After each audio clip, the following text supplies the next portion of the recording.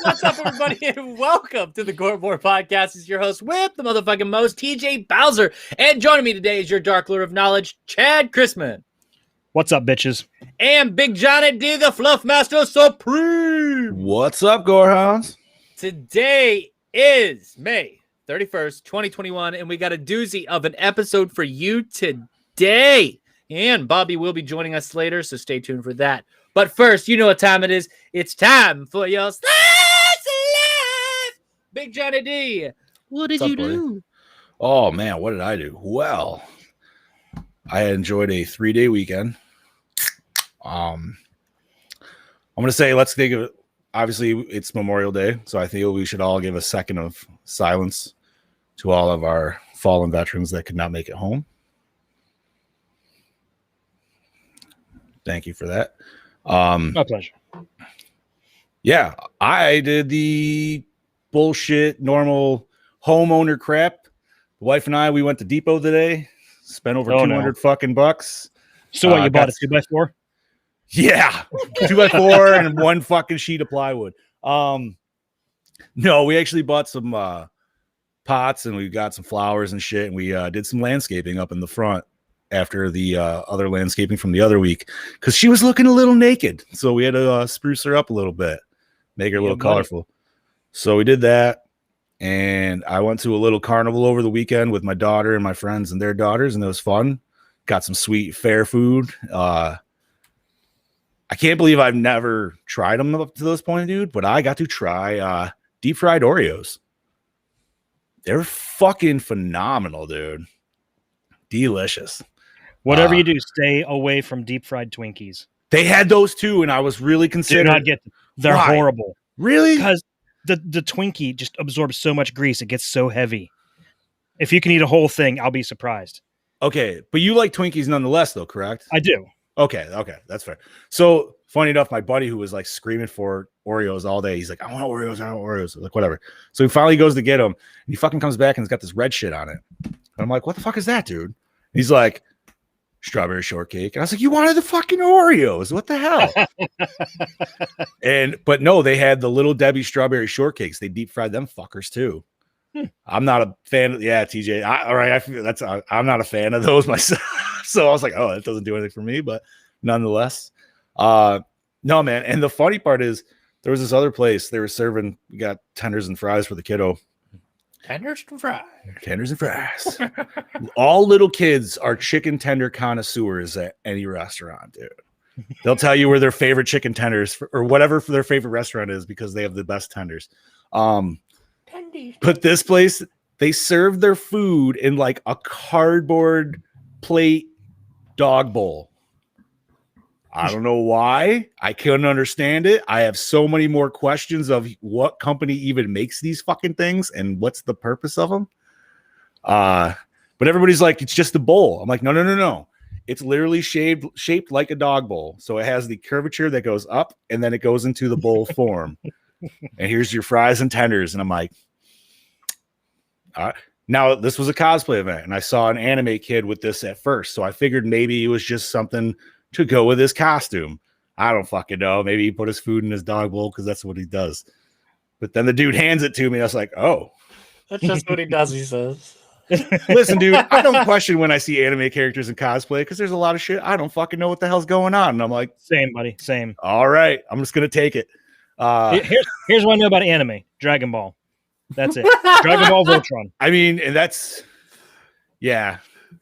I'm not much deeper than that, but I got a few under the belt. If you want to know about Anime, listen to our resident weeb. Cameron! You're right, dude. Cameron can help us out in this department. But other than that, both Camerons. That's fair enough. I gotta speak to Lee actually on that one because I don't know if he's played since the new update on Power Rangers, but holy shit. We're getting an ultimate edition of that. Power Rangers? It's already out. No, like Power Rangers, with all the DLC. It's already out. Oh, it is out? Yeah, there's 2 super versions that came out with the new update. And let me just say, and I'm not trying to take up more of this, like completely the slice of life, but the update in that game, if you fellas have not played it, they just fucking turn the computer up like 100. I'm playing on normal and the computer is banking me, dude, with like 28 hit combos and shit. I'm like, what the fuck, dude? Yeah. It's almost like, it's a little upsetting, dude. I was getting really pissed playing it the other day. I was like, holy shit, this is making you fucking like sweaty hands right off the bat, dude. Second round in. He thought he was playing the computer. He's actually playing Noob Master 69. I might be. Dude, ever since they put it was the Street Fighter update though. They updated the game, and it's just so now the CPU actually uses way more of the combos and the switch outs, and like I totally forgot you could actually punch a fucking character out and make them actually switch. Now it does that like every fucking chance it can get. It's ridiculous, dude. So yeah, I've been playing Power Rangers. Obviously. Other than that, man, I am ready to talk about this movie. I got to enjoy it. It's been a long time. But Sweet. Chadwick, how have you been, brother? Busy. Worked a lot of hours last week. I unfortunately couldn't make it on Monday's show because probably about 2 hours before the end of my shift, I got a text from the wife saying, "Hey, my mom can't watch the kids. You're gonna have to stay home and watch them. I'm really sorry. You're gonna have to find somebody to fill in for you," because she had jury duty. Scuba Steve. Yeah, so my first thought was, cool, we'll get Scuba Steve to do it. So got him all set up. Sitting here at home, 5:00, I get a call from the wife. She's like, "Hey, you can come pick me up, and you can probably make it to the podcast." I was like, well, you know what? I could come pick you up, rush home, make it home to the podcast just barely in time. Or since Scuba Steve already took the extra effort to get all set up, watch the movie and everything, I'll just let him do it. So unfortunately, I didn't get to make it because of that. But Scuba Steve's a very good fill-in, so I didn't mind. I don't know. He's always fun to have on the show, so I know you guys didn't mind. Yes, Scuba's always a treat. And once again, thank you for doing that, buddy. And unfortunately, unlike you guys, I got screwed out of a 3-day weekend. I had to work yesterday. That sucks, dude. Yes. And TJ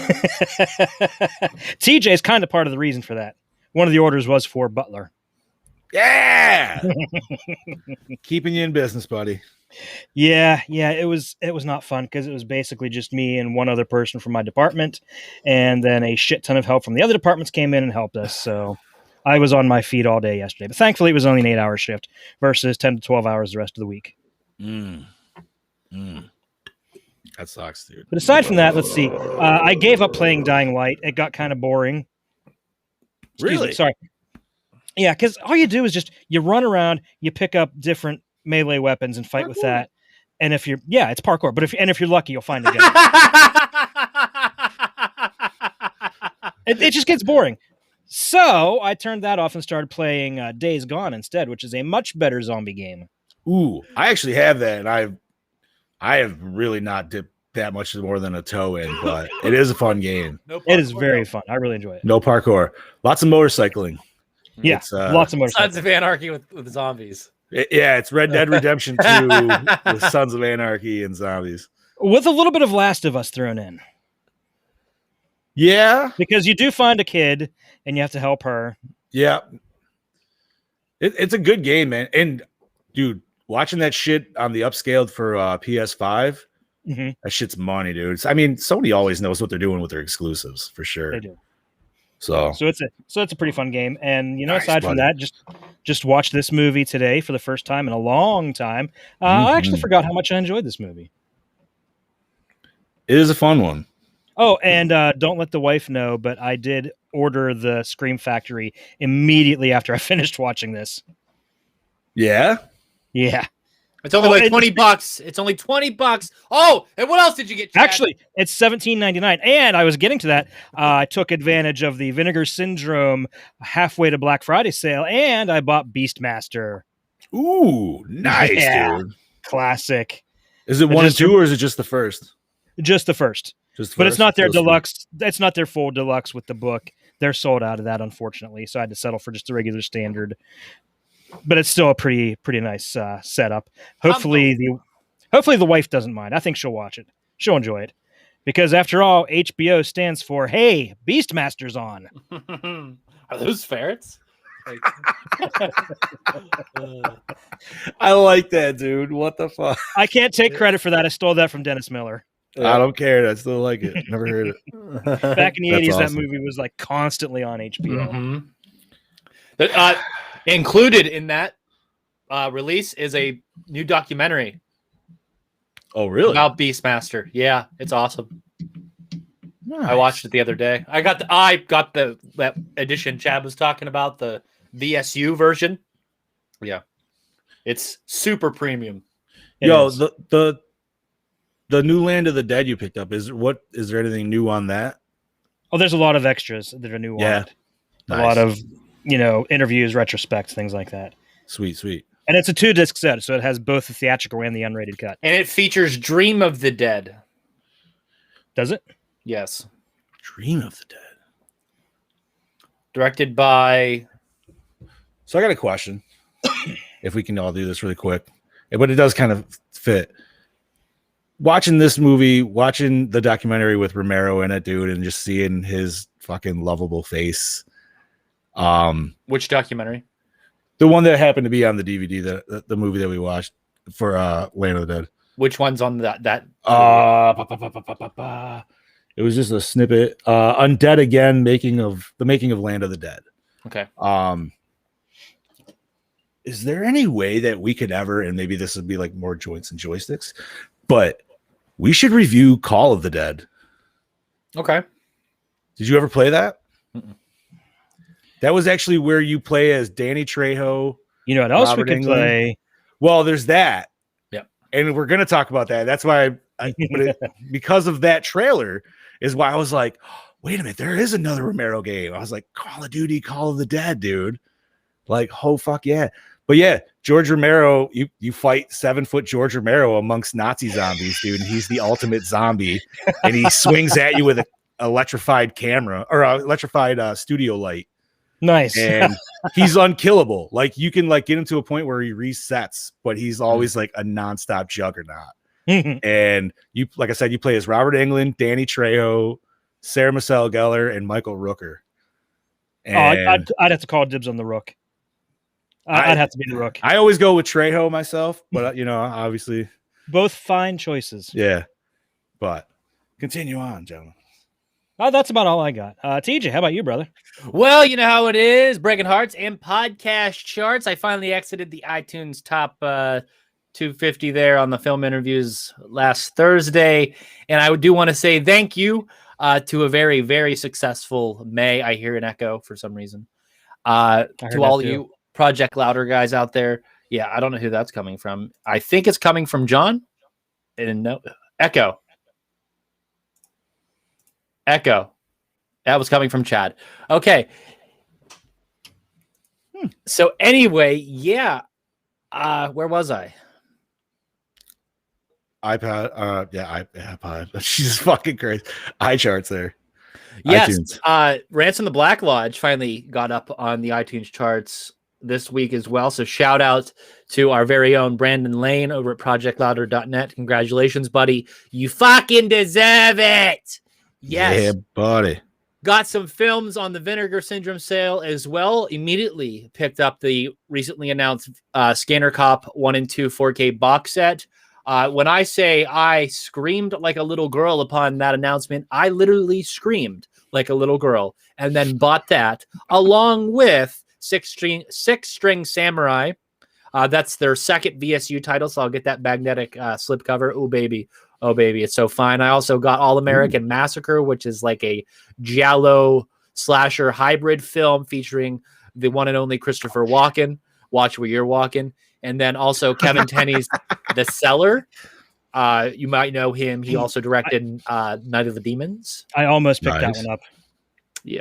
It was either that it was that or Beastmaster, but I kept going back to Beastmaster, so I had to pick that. Beastmaster. And then I guess Arrow announced their August releases, and I just want to do a quick little thing here. Your Sergio Martino collection is a quick cash grab, and nobody fucking likes Dune unless you like David Lynch. It's discount Star Wars. Anyway, moving on from that, it's not even the extended. It's not even the extended cut of Dune. It's just the regular boring ass theatrical version. And they have 4 different art versions of it. Nah, dog, not for me. Not gonna buy anything in August.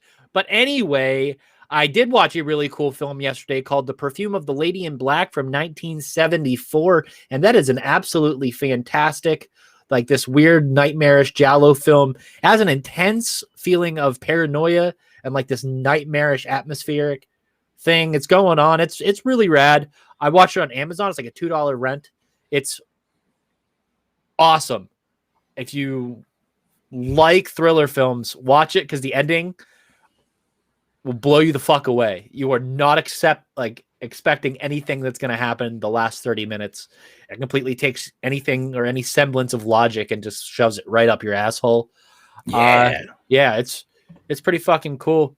And then, of course, we released Lights, Camera, Exploitation Season 2 premiere, and we did 1966's Blow Up from director Michelangelo Antonioni, and that is available now on projectlouder.net or anywhere else that you listen to podcast content. So moving on with this week's review of 2005's Land of the Dead, directed by George A. Romero, written by George A. Romero, produced by Mark Canton, Bertie Goldman, and Peter Grunwald, starring Simon Baker as Riley Denbo, John Leguizamo as Cholo de Mora, Dennis Hopper as Paul Kaufman, Osio Argento as Slack, Robert Joy as Charlie Hook, Eugene Clark as Big Daddy Zombie. You see that guy everywhere. Joanne Boland as Pretty Boy.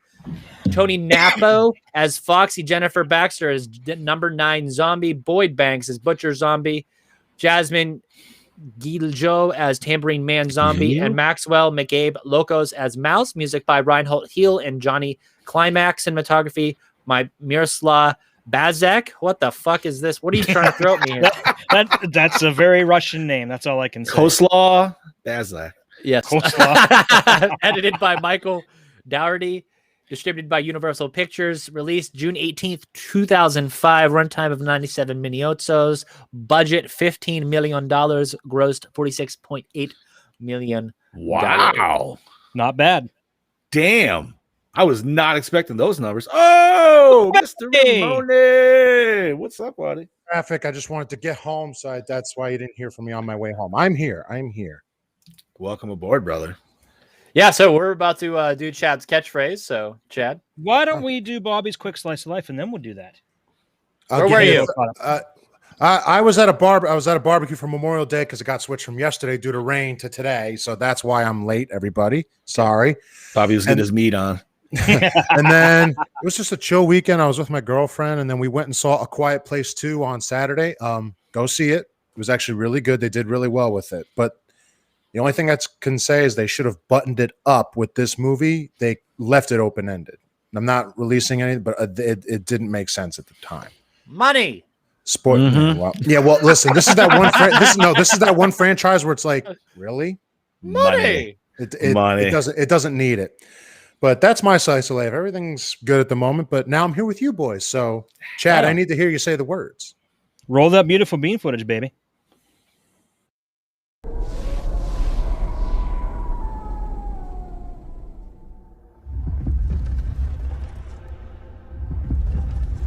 Coming to get you, Barbara.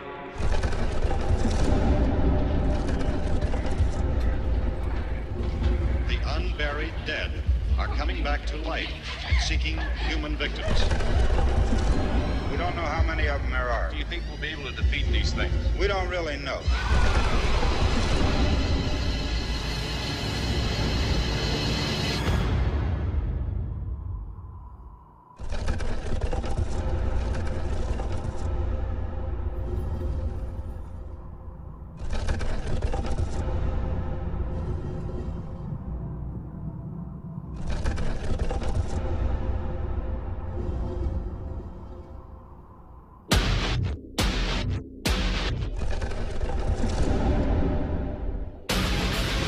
And moving toward the city.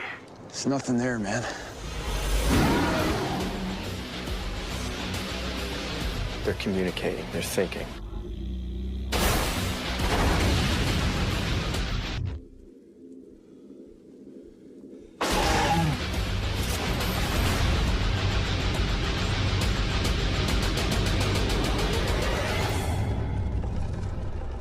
George A. Romero's Land of the Dead. Zombies, man.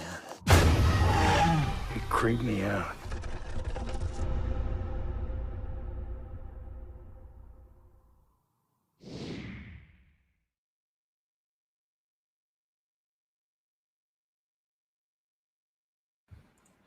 What the fuck was that, dude? Resident Evil fucking soundtrack over Land of the Dead fucking footage. That shit was throwing me off. I hated that preview. That is a very early 2000s preview. That just got under my skin. Fucking Dude, garbage. It doesn't That really was do it fucking- justice.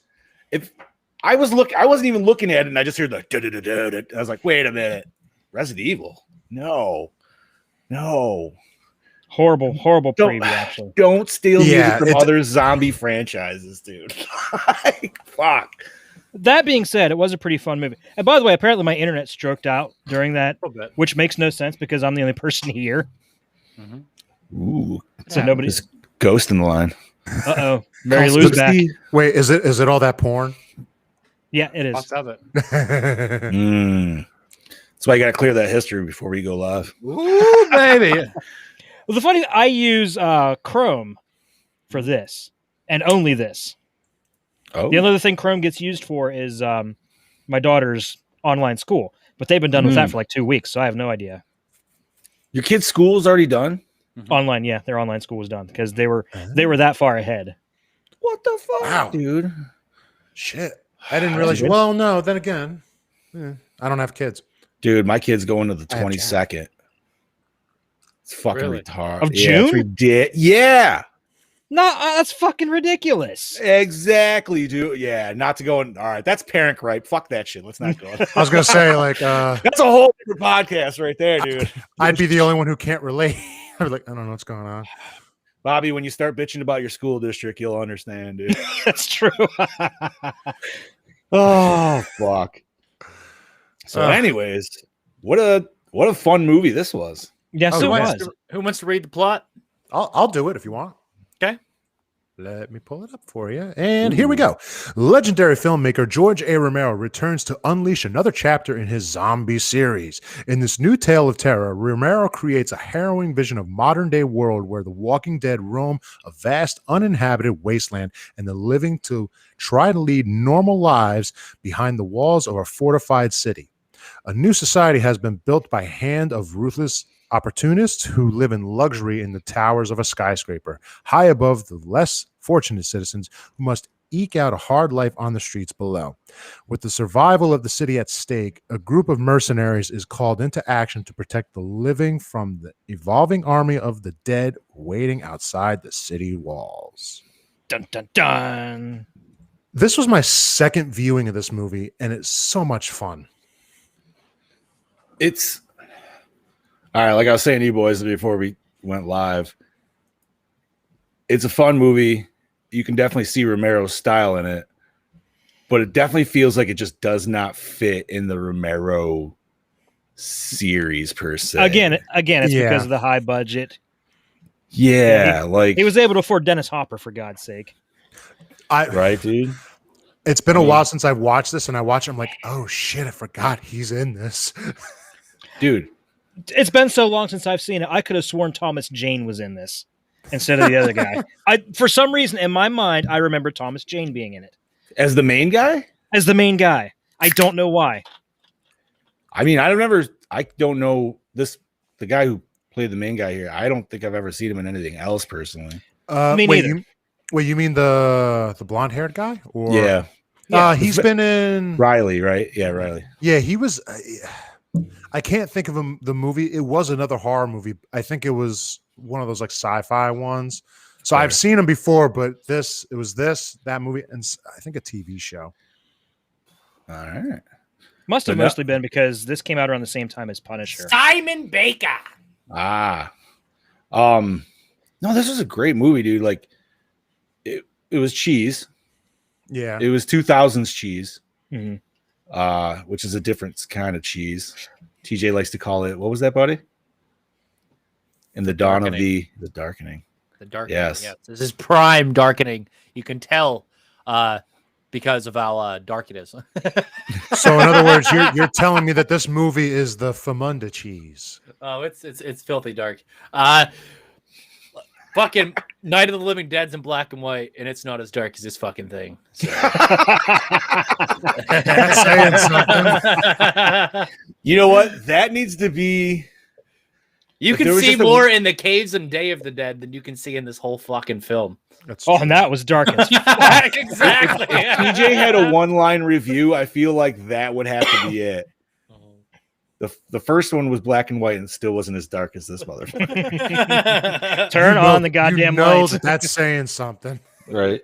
Like, come on, man. Savini did it in the 90s for us. What the fuck happened here, dude? Like, I don't know. you know, I do. You know something? I like this movie, but for me, I guess I wouldn't. I mean, yes, it's part of his series, but I consider it one that's like not just because of how Too much money. Like, shaped out. Yeah, it's weird when you get someone who is so great at movies, and you give like basically too much money, and it's like, well, sometimes that's what you don't have to stretch your imagination at that point because it's just, you know what I mean? You can just do whatever you want to do.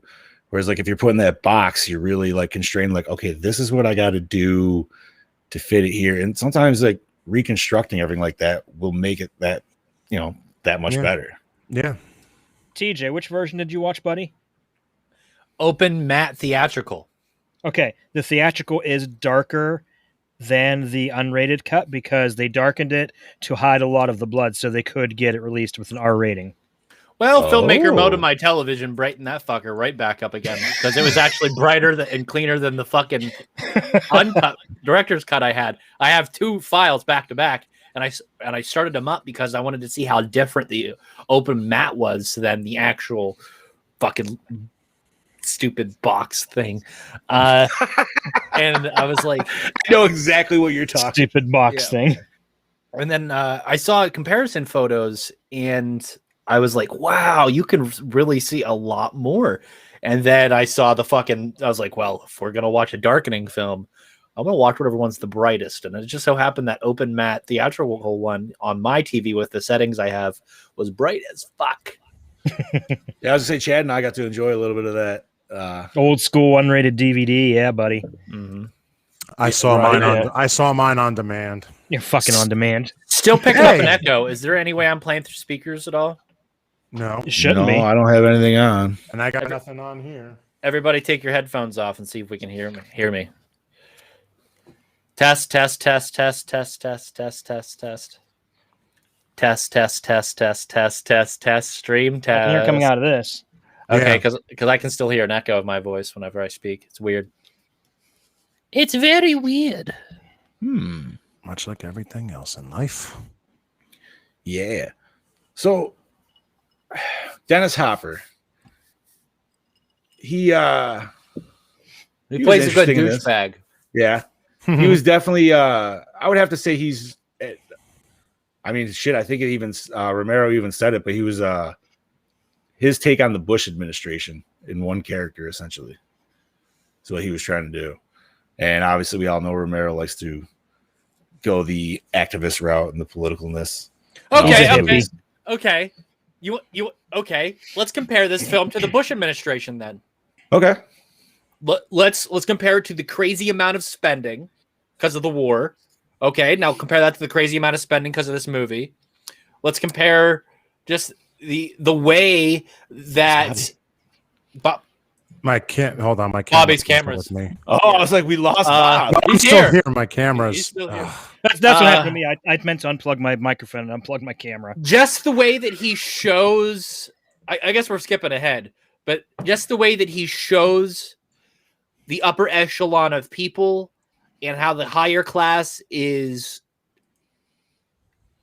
almost kept away from everybody else. Right. And So then they can these leaders are almost in a tier, almost in a like a league of their own. There's definitely an established hierarchy, and they're quarantined off from the other people. So definitely his take on the Bush administration. I can definitely see the parallels in between here.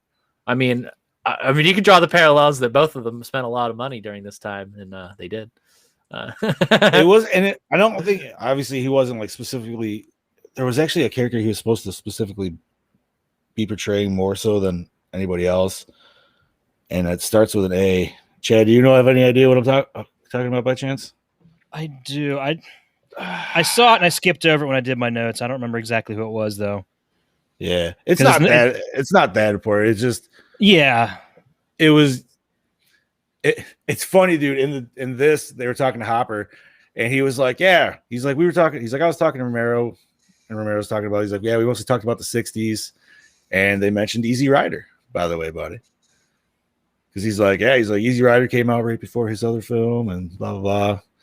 So I'm assuming they were having nice drug time talks. Probably. Potentially. Hey man, it was the '60s. There we go. Hey, Bob's back. Sorry, my camera. Can't hear him fucks though. around here. What's up? I can hear him. Oh, I can't hear him. He's not coming in for you. Oh, No. I can hear I- you guys. I don't even have a bar for him. Hold on. Oh, there. Whoa, hey, Yep, I can't hear Bobby. Oh, Bobby interesting. Steve. I'm still here. Oh, I can hear him. Yeah, I can hear him clear as day. Yeah, well, All right. while he refreshes, I mean, That's all well and good, boys. Yeah. He's cutting in. Snip, fucking snip. Yeah, doing that, folks. It is I, your DKB here, back for another episode of Gore. And this week I'm here to talk to you about George A. Romero's Land of the Dead. Now, Land of the Dead is one of those horror films that never really struck me to go out and watch in a hurry. I used to see it on the shelves. I heard mixed things about it. But I love his previous work. But by the time the end credits were rolling with this film, I was actually happy with what we got. I mean, it's a fun action, fast-paced horror thrill ride. I mean, what more could you want for that? But what I really like about this film is how he elaborates on the premise of these zombies and what they've become. They're a bit more self-aware, self-conscious in themselves, and they're sort of picking up the pieces of what they once used to be, and I think that's pretty cool. I mean, we got that at the end of Day of the Dead with Bud, so it's kind of cool that he brings that over to this this film. Now, the acting in this film, I thought it was fantastic. I mean, it is a little bit cheesy in some scenes, but I love cheesy. I mean, who doesn't? It's fucking fun. It's what makes a movie fun. I mean, the practical effects in this film are fucking great. The makeup on the zombies look fucking fantastic. The zombies themselves are fucking top notch. Sort of, but yeah, I really like the cameo of Tom Savini in this. I thought that was a cool little nod to him. That was pretty cool. Dennis Hopper. Now, this is one thing that I didn't really like about the film, and I just wish we had got a bit more Dennis Hopper in this, because he really does play a fucking fantastic villain in pretty much all of his films. I mean, he's like the go-to villain guy if you want to cast a villain. And I just kind of felt that he was sort of cheated out in this film, but we didn't get to see much of him. He didn't really do the role justice, and I think if we had got a little bit more of him, I honestly think, him dying at the end would have been a bit more of a better payoff in that sense. Yeah, very fun film, and if you haven't seen it, I actually recommend you go out and watch it, because it still is a part of the Romero zombie saga. So yeah, very fun film. So this week I'm going to give it a Gore score of, I'm going to give it a 3.7. I'll give it a 3.7 this week. But yeah, so this is your DKB signing out. Have a great fucking evening there, boys. And I shall catch you next week. This is your DKB signing out. Cheers. Love that 70s porn music. I was just right? about to say, I love that 70s porn music God he's damn. got playing. LCE ends with jazz music, so And Yeah. and this one he has 70s porn music with his beard. It's perfect. you ever watch a Vinegar Syndrome movie? Not recently, no. You don't? Do you even own a Vinegar Syndrome Blu-ray? That's I what wanted to get one, but then it never came through. Oh, that's what. That's they have their opening title has porn music over a lady in a stocking. Now would be the time to go shopping, Bobby, while the halfway to Black Friday sale is live. Oh, don't you worry. This week I'm going to be dropping more money. You didn't hear that. If it's still yes. live. Severance sale's coming up, so I have money for that next month. I will be buying. Chad, Zombie 3 and 4. Fulci did 3, so, and it has the flying head. Yeah, So but he it- was like Wasn't he like practically on his deathbed half the time he was filming it? He claims he did 75% of the film.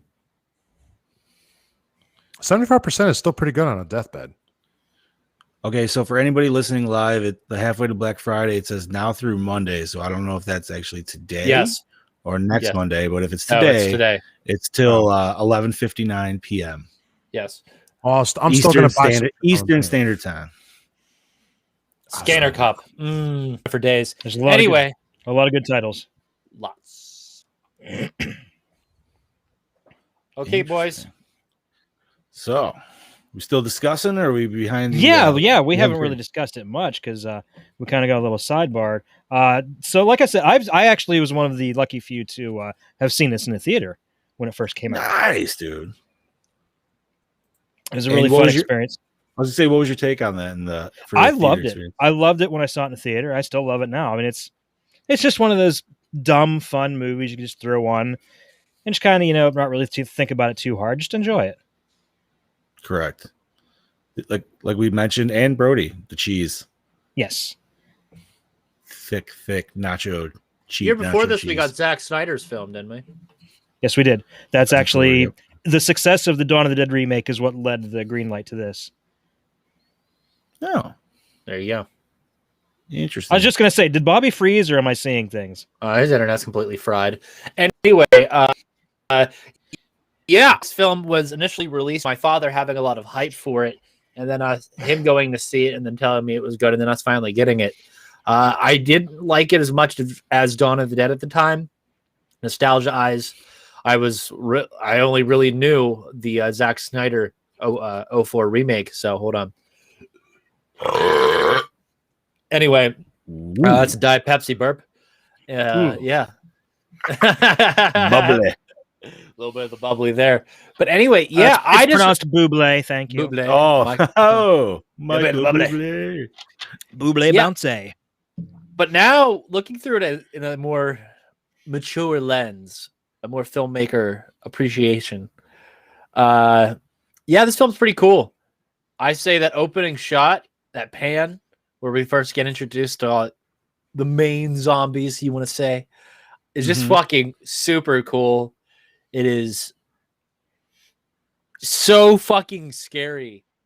Some of the sets we get, only because it's Pittsburgh, and I know where some of these places are.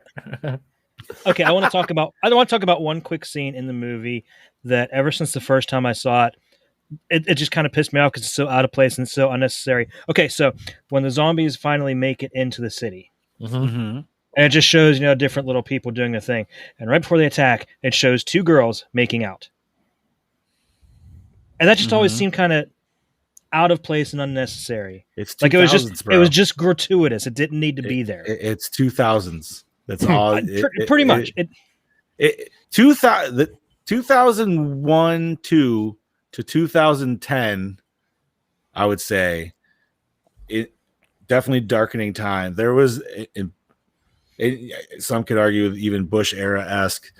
There was just that like kind of almost douchebaggery kind of like Van Wilder way of life. You know what I mean? Yeah. Like, I'm not saying anything against it because I was all for it at the time being. Collars popped and all that bullshit. You know what I mean? But like I said, it just doesn't feel necessary to the plot. It didn't set anything up. It was literally just, hey, I'm gonna have a shot of two girls making out because I can.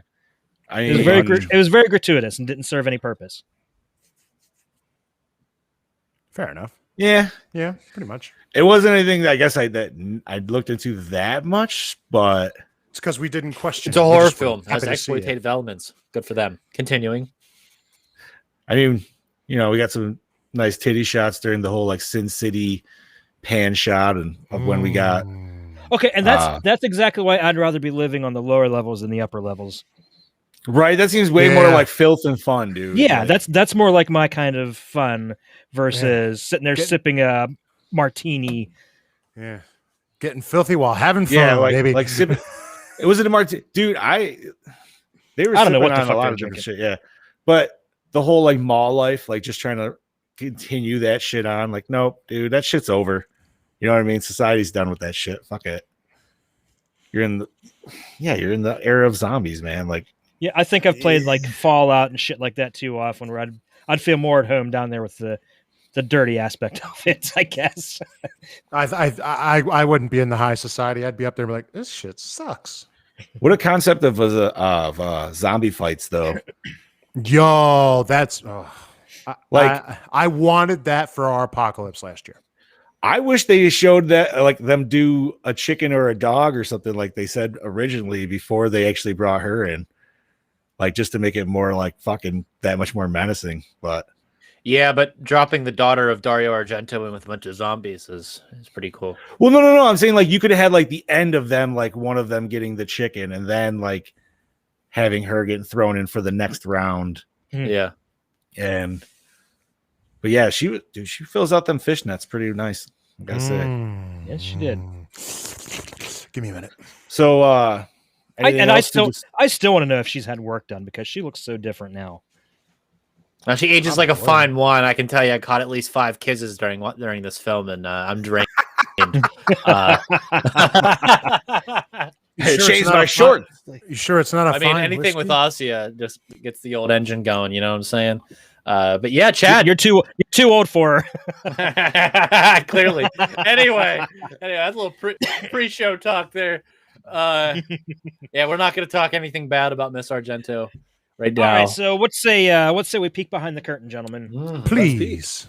All right, so this is partially based on the original, much longer script for Day of the Dead. I can As kinda to see what is that. as to what that entails, I'm not entirely sure. I'm guessing with the whole zombies evolving and getting some sort of awareness back is a big part Right. of that.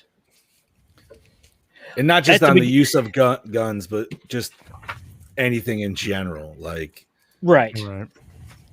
At the beginning of the film, if you listen carefully to the tuba and tambourine zombies in the town bandstand, they are playing notes from the gonk, the mall music from Dawn of the Dead.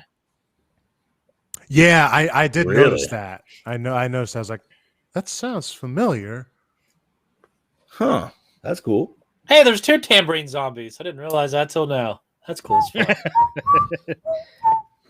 Well, it's not a party unless there's 2 tambourines. Anyway, George A. Romero was so impressed with Simon Pegg, Edgar Wright's Shaun of the Dead, that he asked them to appear in this, the 4th part of his Dead series, and they appear as the photo booth zombies in the carnival and bar room sequence. They also feature prominently in the artwork for the unrated director's cut, which I'd say it's Johnny D has probably right there with him.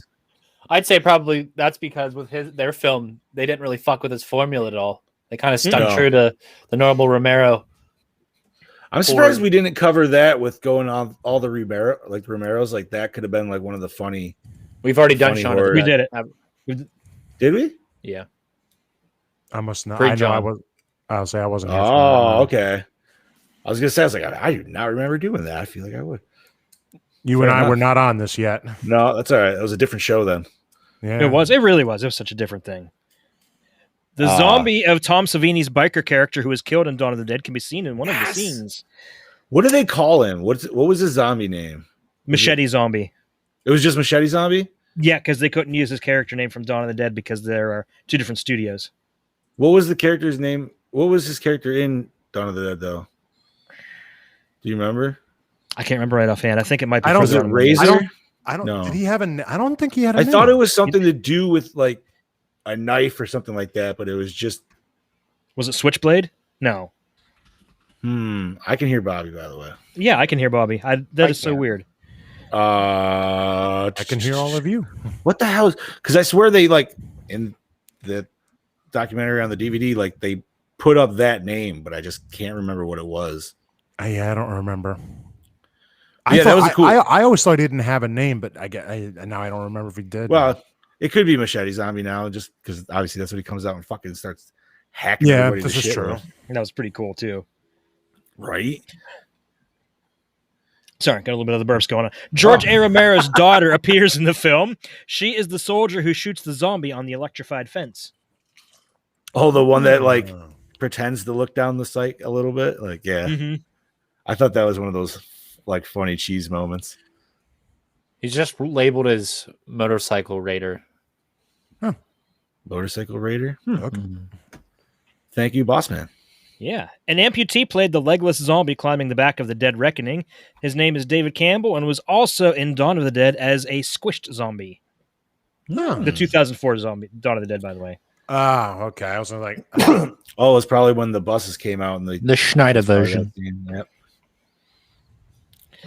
This movie's Pittsburgh premiere was at the Byam Theater, which used to be called the Fulton Theater. This theater, when it was still the Fulton, was the same theater where Night of the Living Dead premiered in 1968. Well, hell yeah. Nice, dude. and they're all about the loyalty there, which is a great thing. Mm-hmm. In later interviews, George Romero implied that Dennis Hopper's cigar budget cost more than the original Night of the Living Dead. So then that means that man only smokes like Cubans and the high end shit. You got Dennis. Oh, Hopper, yeah, dude, Dennis Hopper. Come on, yeah. Which Cubans are wonderful, by the way. Did anybody want to watch Mario after watching Leguizamo and Hopper in the just same? Just me? I've actually never seen that. Really? Neither have I. It made me Bobby, want to you're watch still Chainsaw young, though. 2. I can understand that. Chad and I are closer than that. We are. So. It made me want to watch Chainsaw 2. Fair enough. I remember when I saw it, when it came out, I was like, I don't know about that. Like, it really doesn't look that close to the Mario Brothers games. Oh, it's not. It's not by any fucking means. Right. It's one of those weird ones where it's just, yeah. You just got to kind of take it as it is. I'll have to watch it because, I mean, you're talking to the guy that loves Howard the Duck, and it's a terrible movie. Duck titties. Fantastic film. I don't know what you're talking about. Best Marvel film ever. What the fuck, dude? It's the only real Marvel film. It's real. the only Marvel film we'll ever get. Yeah, it's the only Marvel film we'll ever get titties in. Just saying. Well, give me a second. I gotta. You sure about that? Wait. Was there any in Deadpool? Blade 2? Deadpool. Yeah. Obviously, Stan Lee in the Titty Club. That was so great. I bet that was his favorite little. I was just thinking the same thing. That was probably his favorite cameo. He could have died right there. He would have been like, "I saw titties. I'm good." Titties. Anyways. George Romero intended to make this film in his hometown of Pittsburgh, Pennsylvania. The story is set there, and it's where he's made his other zombie films. However, the producers insisted on filming in Toronto, Ontario, in order to take advantage of Canadian tax incentives, creating a setting that retains Pittsburgh geography with physical locations of Toronto that have been altered to look like Pittsburgh. Huh. Interesting. So, of course, it's pretty obvious when they're talking about everything Uniontown. Yeah, everything that they say is actual physical locations. Which Yeah, is why, like Uniontown, Mount Washington. But all those exterior shots are so cool. And it shows a map, and it shows like the point where the three rivers come together. So when they say when they talk about Mount Washington overlooking the city and stuff, like that's all that's accurate. That's all real. So whenever I'm like, hey, you know where that's at. You can visualize, like, it makes sense. I'm jealous that I can't. I can't enjoy that like you guys can. Damn, they get all the good stuff. We do. Okay. The view of the zombies rising from out of the river is an homage to the classic scene from Carnival of Souls where the dead rise out of the Great Salt Lake before the dance sequence. Did I see Carnival of Souls? I don't think so. I like that scene. Even if you haven't seen it, I guarantee you know the scene. You've seen it. So then I would say I probably have seen the scene, but the movie everywhere whenever it first came out. All right. Yeah. There were 4 titles before Land of the Dead was chosen: Dead City, Dead Reckoning, Twilight of the Dead, and Night of the Living Dead, Dead Reckoning. Twilight of the Dead will be the last film in the series. Yes. I like the title Land of the Dead better. Yeah, it was because it was like he really liked Dead Reckoning, didn't he? Because didn't he name that? Or the producers did. He named that the vehicle. Yeah, that's the vehicle. But was it the vehicle before, like they couldn't use the title, or was it? I think it was always supposed to be the name of the vehicle, and he was just going to use that as the title as well. Fair enough. I think George Romero used the vehicle more as like a Trojan horse plot element, right? Than anything. Kind of as like a representation of the group of people as their way into the other world of the higher ups. Because John Leguizamo uses that as kind of like leverage to get his way into that type of class of high society life. So again, that's George Romero's Trojan horse of the film. Fair enough. Yeah. Yes, but unlike the Trojan horse, it failed. Yes. Well, I much get, like they don't even Because they end didn't up go in using the city and fucking went thing. out. Exactly. Oh. Well, they What do. happens? It's what but happens when not you have for a the hole right in a not Trojan. for the same reasons. Yeah, but the problems are in the city, isn't it? What's that? The Yeah. real problem's in the city, though, and that's the At people. that point. Yeah. I don't know. I still think the zombies are a bigger problem. Yeah. Not if you look at everything as a metaphor. Yeah, I mean, he's got a point there. Yeah. I mean, the zombies were doing already the work. You didn't even need to at that point, but Okay, continuing on. yeah. A non-union zombie would make $9 per hour Canadian, while a union zombie for a minimum of 8 hours would make $158 Canadian. Damn, I want to be the Canadian. Damn. Oof. That's Boy. impressive. Perfect. So that's day to about be- like what, like $1 American? something like that. Maybe? I don't know. I don't know now. I don't remember. I don't know what the 2005 exchange rate was like. Yeah, then, right. You'd have to, I'm pretty sure the Canadian dollar was shit back then. Probably. I believe so. Like you can go up and spend fucking dick and get a lot. Especially up in, I don't know if you guys ever went to like Niagara Falls and stuff, But the tower is this film's basement, or this film's mall, or this film's cave. Farmhouse? Yeah. Everything. It's everything from all the films rolled into one. Yep. Okay, the opening credits includes a montage detailing the zombie outbreak leading up to the events of the film, with black and white footage and radio broadcasts depicting the infections spread over the earth. Some of the images come from Night of the Living Dead, portraying the beginning of the outbreak. Romero wanted to use more footage from the other two films of the series up to that point, but was unable to due to complications with the rights of this film. This is because each of his zombie films has been produced by a different studio. This can also be seen in the credits for Tom Savini's cameo in the film. He is the undead version of the character who played in Dawn, named Blades, Johnny. Yeah! But he can only be credited in this film as Machete Zombie. Fair enough. I knew it was in here somewhere. Bullshit. Blades. Thank you, buddy. Bullshit to me. You're welcome. I knew it was in here. Fucking saw something. Right. Simon Baker took on his role in the film because he'd never appeared in a horror movie before and wanted to work with George Romero. Understandable. Fucking Seems like a fun person to work with. Bub, the zombie from Day of the Dead, makes an appearance at the beginning of the film. When Cholo is taking the box of champagne from the fridge, it's Bub that lunges at him. You can see his collar still intact from the original Day of the Dead. What? I was so not paying attention. I've never Go back and rewatch it. You can see it. Now I gotta watch it again. Which kind of pisses me off because now Bub's dead. Yeah, right? Didn't he? The guy who played, didn't he die? How long after this movie? Or no? Oh no, so he just died recently. I meant the actual character of Bub. Yeah, so he got killed by Leguizamo with an arrow through the chin. Yeah, the guy that played Bub died last year, the year before, I think. Okay. Oh shit. Mm-hmm. I'm rewatching it. I'm gonna have to just restart it again once it gets to the end here. So. George Romero is the voice that can be heard as one of the puppets in the children's show saying, "Take that, you smelly zombie." Hell yeah. I like the after shot of the puppets too. Once the zombies are attacking the city there. I don't think I noticed that. Yeah, it was. They did an after shot where you see people's legs run in front of it, and they're just kind of like flopped over on the side. But. Dennis Hopper and Robert Joy previously appeared in Waterworld. In that movie, Hopper's character licks his thumb and touches his rifle's sight right before taking a shot. It's also a signature quirk of Charlie, Robert Joy's character, in this movie. Oh, that's awesome. I wonder if that trick actually works. I don't know. Gonna have to find out. It seems like it because you get the moisture on the barrel. That does seem like that'd be an old like sniper trick, yeah. Right. My good. Okay. Fiddler's Green is a song about the place where cavalrymen go when they die, located halfway down the trail to hell, and in the end advocates suicide by pistol when death is certain and the hostiles are closing in. Fiddler's Green possibly originated in England, at least to the 19th century, and is still sung today. The song speaks of a place where fishermen go if they don't go to hell. It found its way to the U.S. with the help of Cornish settlers. The fictional place of Fiddler's Green is also the final resting place for pirates. Damn. Okay. Until yesterday, I had no idea there was that much history with just the place, Fiddler's Green. That's a lot of history right there. Yeah, I legit thought it was just something they just pulled out of their ass.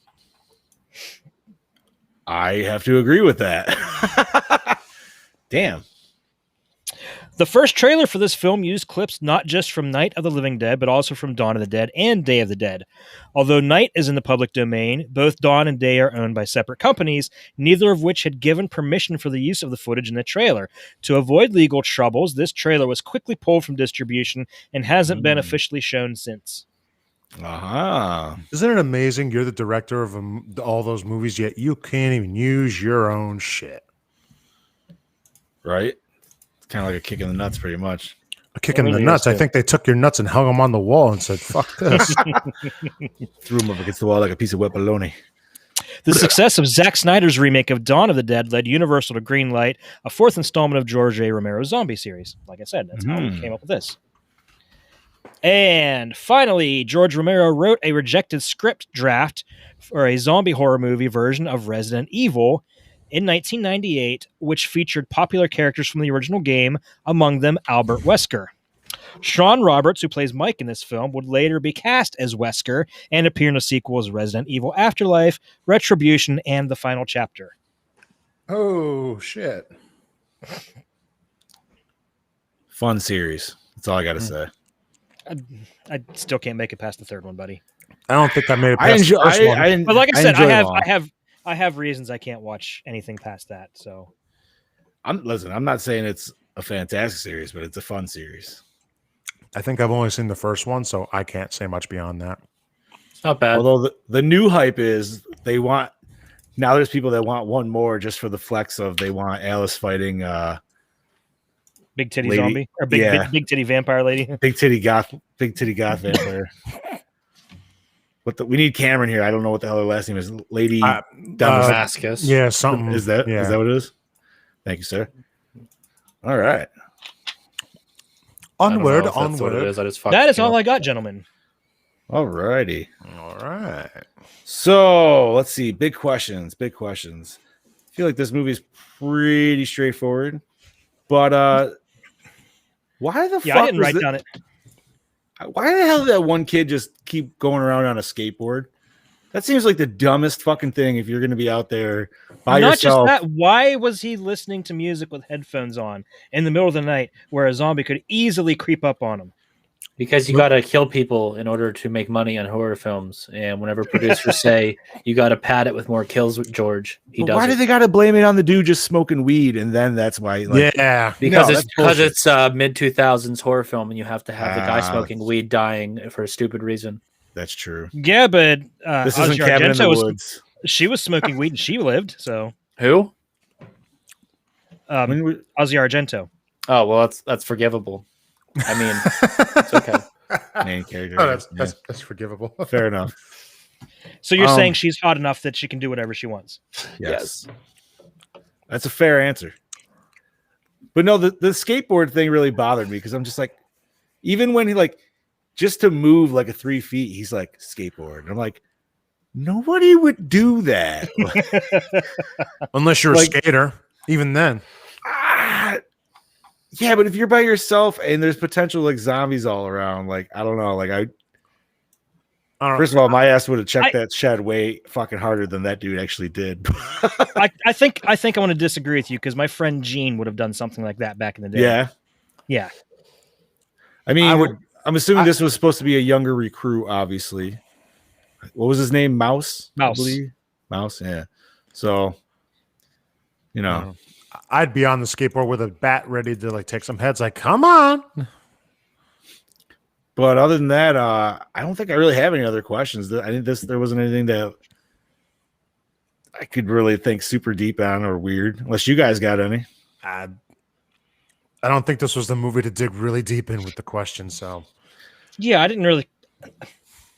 couldn't think of any while I was watching it. I mean, I like that the zombies in itself, especially with Big Daddy.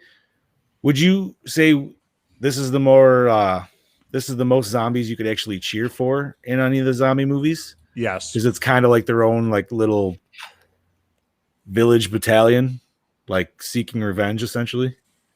I was kind of rooting for the zombies in Day of the Dead too, because I didn't really care about any of the characters except for like there was a lot of asshole there's characters. Like 3 people in we them. liked. Yeah, you're right. Yeah, no, the yeah. fly boy, the alcoholic, and the girl.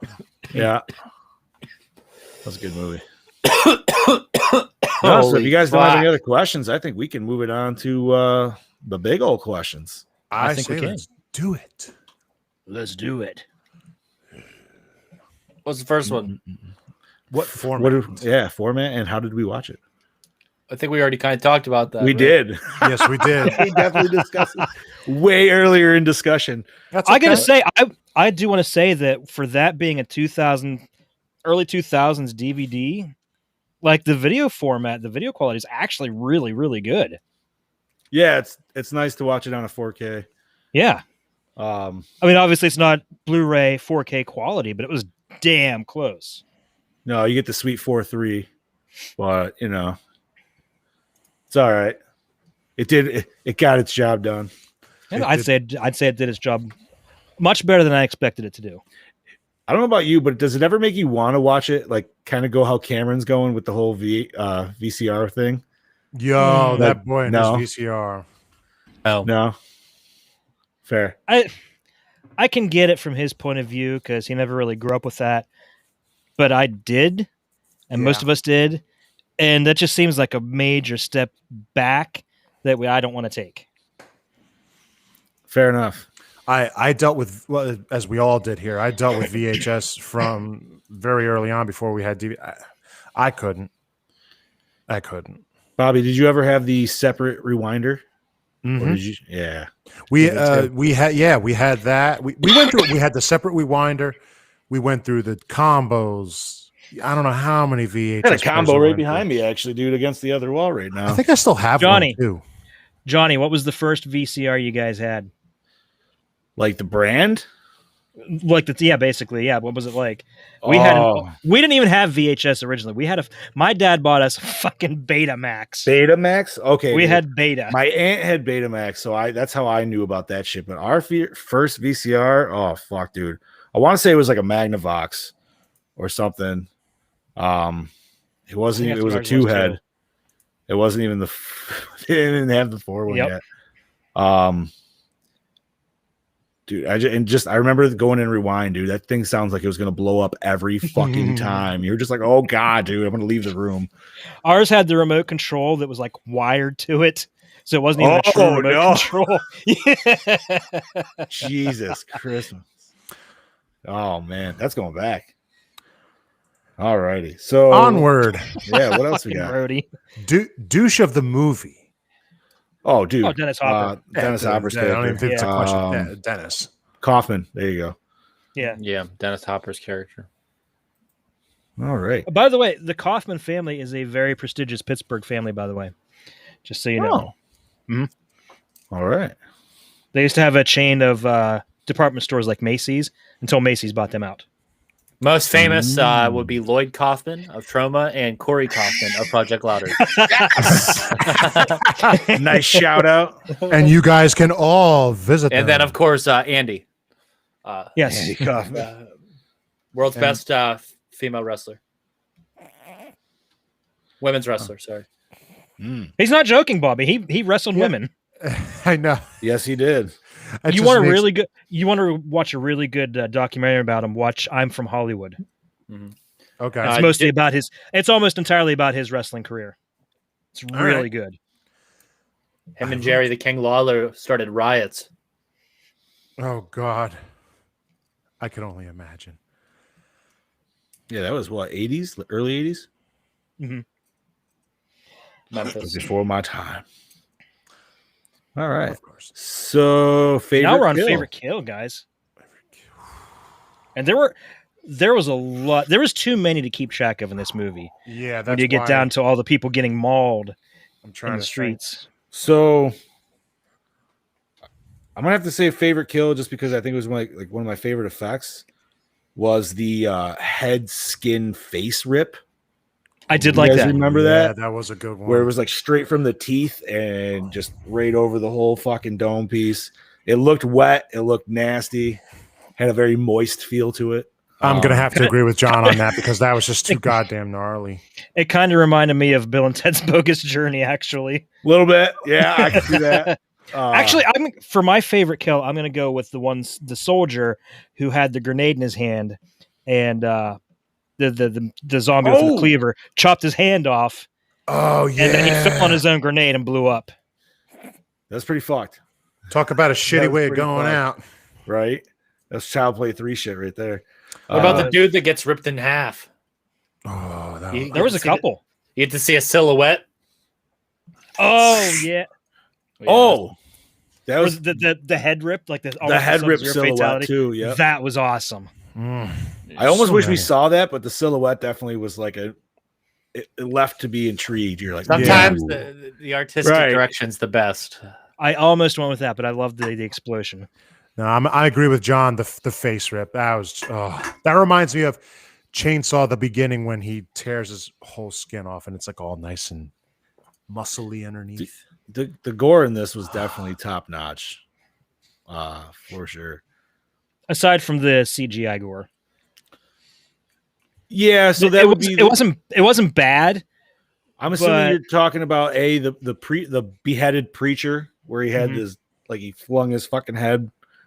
The idea is cool for that, but I could see why it'd be easier to pull off in CGI than animatronic. Although that actually, I feel it'd still be that I didn't mind, but there was some actual CGI blood, and the part where it was close to the beginning of the film when Big Daddy was holding the one zombie, he had him by the head. And Cholo's gang came through. Yeah, that was pretty shitty. Big Daddy, what a great zombie! Mm-hmm. I love that his fucking name, dude. You know, Big Daddy always makes me think of the one Simpsons episode where they're doing the spinoffs, and it was Principal Skinner and Chief Wiggum got their own spinoff. They ended up as like a buddy cop movie in. They ended up like a buddy cop movie in and not Las Vegas. But anyhow, the local crime boss was called Big Daddy, and he kidnapped Ralph Wiggum. And they saw Chief Wiggum in the streets, and Ralph goes, "Look, Big Daddy, there's regular Daddy." It's just this really stupid thing, and it works better when you see it than me telling it. Nice. Fuck yeah, dude. No, Brody, it wasn't Miami. It was oh shit. Was it? New Orleans. That's where they were, Brody. New Orleans. Yeah, it was Miami. They were in New Orleans. That was it. New Orleans. So that brings us to best scene. I love the cage zombie. When the zombies come out of the water and first start going into the city, and then the wide shot of the city blowing up from Mount Washington. Mwah. My favorites, cool stuff. The cage zombie scenes, because I would have definitely have. I hope done Bobby's that. talking right now. I am. He is. He is. He's talking about the cage zombie scenes. He liked that. Okay. Yeah. I think my favorite scene was when all the rich people were kind of backed up against the electric fence, and the zombies were coming for them, and Dead Reckoning was coming to save them, and they got there just a little too late. I'm gonna okay. You know what? I'm gonna take that scene, but continue it just to the fact of the little bit of hope when they see Dead Reckoning shoot the fireworks and the zombies all look up, and the guy's like, "Oh yeah," and then they're all just like, "Nope, fuck you," and that just go. That was definitely a just complete fucked moment, and the fact that dude just kept saying, "He's like, we're fucked." It's like, yep. Says it like it is. You know how they say there's always that one person who said it. Like, yep, that's him. I mean, I could almost say the entire third act from where TJ just said they come out of the water to like them taking all over the green, dude. Like that shit was just money all the time. Like them taking over what do you want to call it? The epicenter there. Fiddler's Green. Well, I'm saying like the shopping mall area. Like that, it's not necessarily a shopping mall, but yeah, I guess that's all Fiddler's Green. But all right. The upper echelon of Cunts Center. Ooh, so opening scene. Oh yeah, certainly Hook hooked you in. in. Okay. The credit- Okay. Well, yeah. Let's comment on that basic bitch credits. Yeah. Yeah. Let's Those see. were Poop Town, and never do that again. But the opening pan shot, like I've already said, is Of the town. fantastic. Yes. Yeah, you get introduced to all, like you said, the main zombies who are going to follow throughout the movie. The good guys of the zombie squad, let's say. Who you would never think that you Kappa. would say, but it's true. Right. It's crazy, like how much, like, it's interesting to like how much smarter Big Daddy is though in comparison to the rest of them. And like, but the You fact also that he can don't teach understand how them- long he's been converted. Correct. Yeah. But like the fact that he could just teach them a little bit and then they all start to learn right. Well, look how quickly Bub learned. Right. Yeah. And I mean, how many different things did Daddy learn on the way here? You know what I mean? Especially with the gun, the jackhammer. Like they showed it multiple times. Mhm. So Dude's got some brains. but yeah, those credits, the beginning credits were Shite. they're bad. Yeah, that.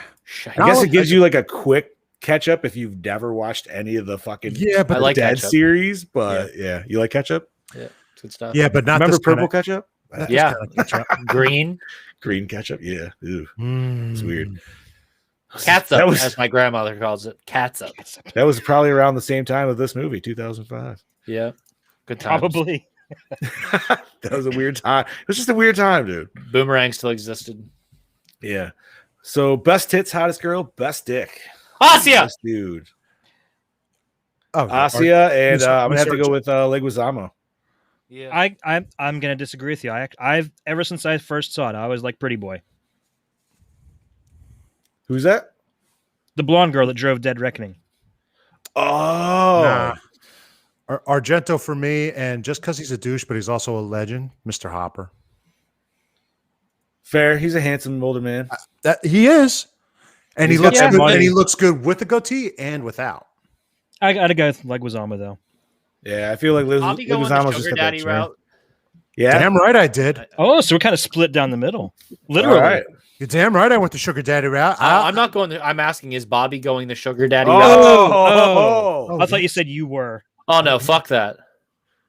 Hey, absolutely. I need me a sugar daddy or a sugar mama. Thing is, like Leguizamo would take care of you. I feel like Hopper, Yeah. once he's done with you, you're fucked. Yeah. You know what I mean? Like, That's Cholo okay. got a little extra love in his eye. I'm cool. I'm Right. cool with that. as long as you got his back, you know what I mean? Like, Yeah. I'd have more than his back, but anyway. yeah, Brody says the big Samoan dude. yeah. What the hell was his name? Pillsbury. Pillsbury. That is a great name. There's a fucking cosplay, dude. I could do. Holy shit! Pillsbury. I'm Pillsbury from Land of the Dead. Wow, that's a fucking shit. Oh boy. Holy fuck! Love you, Brody. Thank you for that. Oh man. So score. Set the mood. Yeah, I would say it did. I mean, It fit the movie. It fit the movie really well. It's not as good as previous Dead films, especially Day of the Dead or even oh baby Dawn of the Dead score. Those are hard to Goblin, touch. yeah. Yeah. And this is nowhere close. I don't remember a single track. Especially it's not Safari. Ooh da ooh da da da ooh da. I just hear the drums. Yeah, exactly. Oh, that's epic. I gotta say, Dawn of the Dead does have to be an absolutely perfect film. So It is. Yeah. Like it captures everything. It's so good. We have discussed this. We know Boys? the true. Is Bobby answering? I can't tell. Let me look. Yes. yes, he was Yes. agreeing. Okay. How could See if his lips are moving or not. I say? I hear everybody fine. We got you, Bob. You're good. He needs subtitles. Yeah. Yeah, do it like Godzilla. There is Oh, closed captions if you watch us on Facebook played back. There is. Yeah. Yeah, that's right. So, oh man. So I guess that kind of NA's best song. I don't remember there being any songs. I don't at all. remember any part of the soundtrack. So far, the soundtrack credits that I could see, there's like 4 songs, and none of us would know any of this shit. So yeah, MA. Nah, Yes, brah. Brody. You know what I'm saying? Yes, yeah. Nah, bro. Favorite character? Big you have to Daddy. go with Big Daddy. Slack. I mean, yeah. You know You what? going I'm with gonna go with Slack. Asia. He's going with. Oh, I I can remember her name. You know what? I'm gonna go with Charlie, Robert Joy's character. Good stuff. I'm going. That's funny because we're all going different routes. I'm picking Cholo. I mean, Yeah, there you go. I'm picking the Let me know main. Bobby picks. The guy's been stepped on. The guy who's been stepped on so many times. He finally said, "You know what? Fuck you. You're taking. You're not going to give me what I want. Cholo I'm taking went the thing that's solo. most precious to you." Yeah, Cholo Han went Cholo. solo. He's Han Cholo. Oh my God. Fucking A, dude. But yeah, I'm going with Big Daddy Zombie because this movie, I was like, man, that's the first time I like looked at a zombie. I'm like, I like him. That's my zombie. Right? I think he liked him a little too much. He really screamed. Maybe. He wants How to you call him do- Big Daddy. How you doing? I would say he Yeah, definitely Big Daddy. screamed out for a lot of his fellow zombie losses as we went through here. He did. He Oh. did. He did. See why you could feel for that. Was it scary, gentlemen? I mean, it desensitized. When I watched as a like- kid, I didn't think it was that scary. I don't think so. This felt more actiony Yeah. than anything. An action film with zombies and gore. Yep. So nay. So it's kind of like is kind of like in the Resident Evil Yep. vein. Which still, why the fuck did that trailer have goddamn Goddamn, son. God damn it. Does it hold up today, gentlemen? Yeah. I mean, I'd say for the most part. yeah, I can't say if I would want to redo it like in general. So yeah, I mean, would say okay. it holds up. In hindsight, okay, I'm just going to go on a little rant. away. Compared to Night of the Living Dead, Dawn of the Dead, Day of the Dead, and some of the more metaphorical things that George Romero does with some of his plot points and plot elements, I think that this isn't as it's not as direct as some of the other ones, and I don't think it utilizes that sort of metaphorical style that he has with his writing as well. And that's mainly probably because of producers, the other people meddling in his work, where therefore the other previous work is more so him and him being able to really do his vision within the confines of the budget that he summed up, whether that was from Italy or Nas. But yeah, I think that this film just kind of falls flat on the mark, mainly because of the atmosphere it was made in, is the mid 2000s, and everybody knows that it was kind of a dull year for horror anyway. Not a lot of bangers came out between 2000 and 2010, in my opinion. But that's the darkening. I've referred to that time period on the show before, and this film's definitely one of those victims. And I think that even a director like George Romero fell victim to the 2000s horror problems. Again, that's studio Yeah, interference. he It has did. nothing to do with him as a filmmaker. I will say that I do like the films made in Italy and other countries, early 2000s, a lot more than American films made at the same time period. Again, same reasons. They didn't have the studio interference that we have over here. In the 2000s, it's all about product placement and Right, you got 20 shit like different that. It's fucking commercialized. producers. You got 20 different producers that all won their own fucking thing on the shit, and it's just Halloween Resurrection. Yep. Uh, You know what? How about we see this? How about this? You know what I mean? And if that's where the money's asking, and that's where it's coming from, then you got to do it. So unfortunately, Well, the fact that there's different cuts of this film shows that they were meddling. So right. And the cuts are significantly different. I share with you guys a link that was a cut comparison, and there's as far as alternate takes and up to 12 extended or added shots between the cuts, and that shows you that there was intense meddling from the producers. So I'm not saying Romero's at fault here, that maybe if he had more control of this film, that maybe it would be as memorable as Dawn, Day, and Night. And I mean, Chad, we are doing Diary, correct? Yes. It's Diary is coming up August 9th, buddy. Okay. Yeah. And like I said to you guys, that one feels more in the Romero sense, even with being at cam style. That's because he went back to the way he used to do things. Right. Lower budget. Yes. And yeah. And it's not that you can't see Romero's film style in this. No, movie. it's there. It's and it's there. prevalent. Yeah. It's right. very It's just much there. Very. It's just Muddied with early yeah, 2000s it's just covered in a lot of garbage. extra shit. That Yeah. unfortunately is just Yeah. It's got to be hosed off. With studio shit that is like, okay. Does it hold up today? I would say soft yes. Yeah, very, very soft, Yeah. like flaccid. Like somebody Ooh. give this guy a blue chew. So like I just drank way too much whiskey and this is not going to happen. Yeah, you're not getting up Okay. anytime soon. Gotcha. It's a sad night. Well, Is the acting good or bad, gentlemen? The acting's phenomenal, especially by Very good. one Asia Oh, yeah. Argento. Was she dubbed? We don't know because her English is not that good. She has to be. She has to be. I'm sure she was. I don't think there's a way she couldn't be. I will say, if she's dubbed, it was actually done very well. Right. To the not, point not that as good if, as Pieces, though. Oh, yeah. That was the best. Are you kidding me? The Spaniards can sure dub a fucking movie. that and fucking Zombie.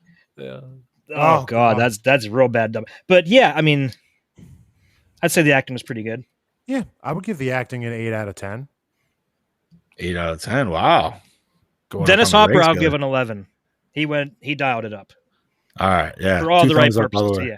Yeah. Right. Oh, speaking of 2 thumbs up, Roger Ebert actually gave this 4 out of 5 stars. Really? I did find that out. Yes, Huh. it's on What the was he- Wikipedia page. Huh. What was he smoking? Well, he liked it because of the whole political satire aspect of it, Right, in I terms can of see that. the intent of it. He got it more than we did, but yeah, he actually really enjoyed it. Okay. All right. Yeah, I like again Dawn. Dawn just does so good, especially with the way they touch on consumerism and stuff. But to each his own. Right. Not exactly. I've never been one to agree with Mr. Ebert anyway. Yeah, after all, he hated Friday the 13th. Wait, was it him or the other guy that that published Betsy Palmer's home address? No, it was him. Yeah, it was Was it? him. Yeah. Motherfucker. Who wants to take cinematography today? Ooh. Well, we've said it a million times already, dude. It's base 2000s shit. There's really nothing there. There's a couple cool stuff. There's a couple cool shots, right? Right. Okay. So one, and I think you might have mentioned this before, but when the zombies are overtaking the city and Hopper's looking down from his penthouse, and you see the intersections like blowing up. Yes, I mentioned closer. Like so that was a cool shot. You're firing on us. That's not us. God damn Right. it, they got through. Like, yeah, you have no right. And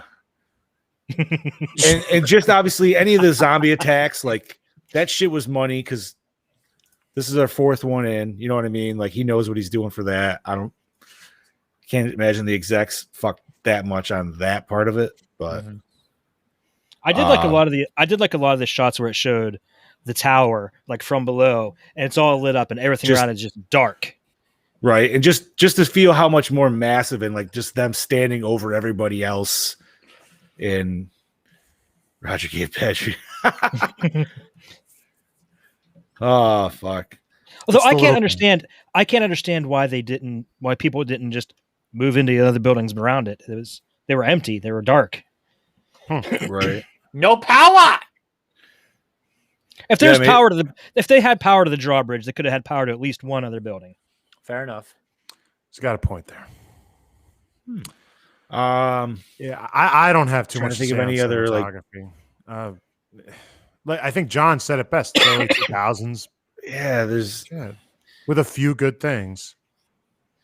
It feels like it could have been almost straight to DVD in some At times it did feel like that. Yeah. Yeah. Yeah. So that's why I asked when you saw this in theater, like, how was that experience? You know what I mean? Just because that could change the whole vibe of it. That can make it a lot better. I don't know, man. I can't think of any other shots besides those ones. Yeah. Yeah, it's meh. It's not your typical Yeah, it is your typical 2000s film, and that's the problem with it. So we'll just say that. Yeah. That's all I can really say is it's a product of its time. There's a handful of shots where you're like, yeah, that's pretty fucking cool, or that's Romero-esque, but it's definitely it's not on board, and it's not the same crew as he had before. So it definitely looks and feels completely different. So premise, boys, I think we've talked about it for the last hour, and I think. Yeah, we all like this premise. It's very similar to other Romero plots, but definitely Hollywooded up here.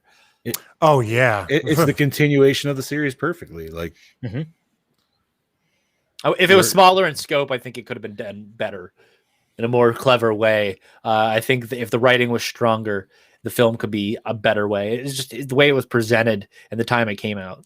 Right, just spend more budget on Hopper. Story's great. Yeah. Less budget on Hopper, more budget on everything else. I don't know. Lights, yeah, yeah. Fair. Yeah, that would have been nice. This is 2005, dark times. darkening. Make this movie 10 years after, it'll be okay. Oh, I think 2011 and up.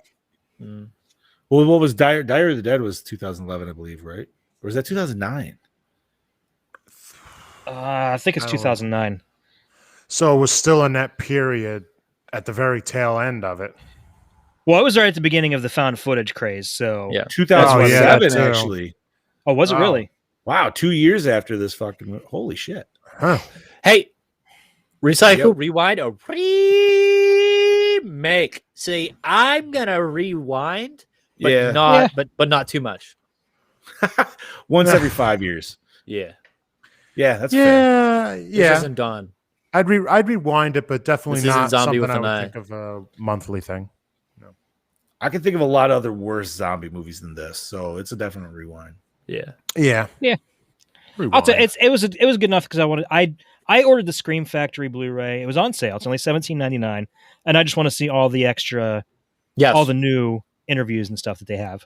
Word, nice. And with Dream of the Dead on there, with a little bit of stuff, it'd be cool to see what the fuck that is, and then we can talk about it another time. So somebody's gonna have to tell me about Bobby's score, whatever the fuck that ends up being. So John, start us off. I'm gonna give this a 3.4. Chad? I'm actually gonna go just slightly lower and go 3.2. What's Bobby's? I'm sticking with Chad at 3.2. Bobby's at 3.2. He said 3.2. I'm going to give it a 3.8. Oh wow, shooting high. There's a Gore Moore score of 3.4. Oh, I think that's. I would say that's fair. 4 out of 5 for. Hey, what's it? What was the final score of Alien 3, by the way? 3.8. 3.8. Nice. Which fair. I feel very fair on that. Yeah. Very fair. Oh yeah. If we watch the theatrical version, probably a little lower. Yes. Way lower. But I'm sad you weren't there for that one, dude, because I know you definitely not as sad as I am, because Yeah. I was really looking forward to it. Chad misses all the Aliens episodes. He's He's not allowed to talk about it. That's the only one. That's the only one I missed. I thought you I was missed there for Alien Aliens. Nah, Steve he was was on with here us for for that. Aliens. Steve was with us because I made a shitty Vasquez joke. No. I was there for Aliens. I think John wasn't there. No, I was there because I was in the fucking Vasquez bandana and the fucking beater. I know. I was. Was I not here for Aliens then? You haven't talked about Xenomorph since the first film. I think you were here for the first one. I think you missed out on Aliens. Because the first one was our Yeah. first live stream because I did a warning thing. And then for the first 15 minutes, I forgot to turn off the alarm. Yeah, because Bobby wasn't there for it. Yeah. Because Bobby messaged us saying, you guys know you have an alarm going off over top of you. Oh yeah, that's right. I remember that. Hey, dude. And I'm like, what the fuck is that? That was great. Yeah, the Nostromo was going to fucking blow up, and we're fucking chit-chatting about our weeks. We got hung up at the water cooler. Yeah. So next All week, right. guys, what do we got? The Legend of Hell House. The Legend Chad of Daddy Hell pick. House. That is a 1973 film, if I remember correctly. Correct. Yes, it is. Yes. You can find that on Apple, Vudu, Amazon, all that good shebang. Is it on Shudder? I did so. not check, No boss idea. man. I could give it. I didn't see it when I was on there earlier today, but I wasn't looking for it either. I will be on vacation next week, but I should still be attending Gore and More Yeah. So that will be fun. My backdrop, I won't be as well lit and everything. Well, maybe I will be. But yeah, we'll see how things go next week, but we'll definitely get content out to you guys. And of course, you know where to fucking find it, and you can find it on the best goddamn website around, and that's projectlouder.net, your source for pop culture and so much more. And you can find other great podcasts such as the Big Bad Beetle Bros podcast, Fatality of Mortal Kombat, Retrospective, Ghoulies Unflushed, and an official podcast for Ghoulies, the TJ Bowser Power Hour, Wrestling Ruined, where they discuss the worst years of wrestling, Rabbit Hole, Lights, Camera, Exploitation, the Machine Shop, hosted by our very own Bobby Amon, Wicked Wednesday, hosted by Tisa Wicked. And I think that's about all of them. There's so much content. You can find that on anywhere you listen to audio-only content. And also go follow us on YouTube and Twitch at Project Louder. This is your host with the motherfucking most, TJ Bowser, the Lady Arouser, signing off. This is your Chad Daddy, the Chad, saying I'll see you next week, bitches. This is Big Johnny D signing out. This is your killing machine, Bobby Amon, saying, I'll see you guys soon.